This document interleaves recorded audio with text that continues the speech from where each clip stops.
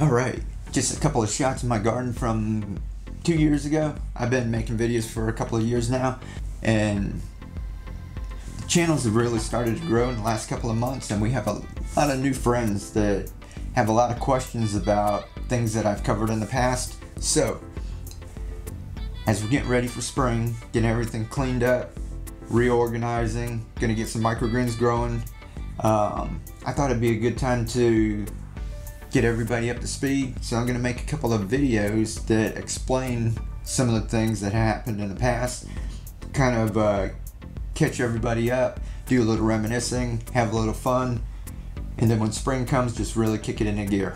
I'm gonna get those videos together. Hopefully it'll answer a lot of the questions I've been getting, and if it doesn't, feel free to email me again. I'll try to keep up with it. You guys keep on sharing like you're doing. I love you for that. As always, live to inspire, keep on growing, and be the change. Mr. Doozy out.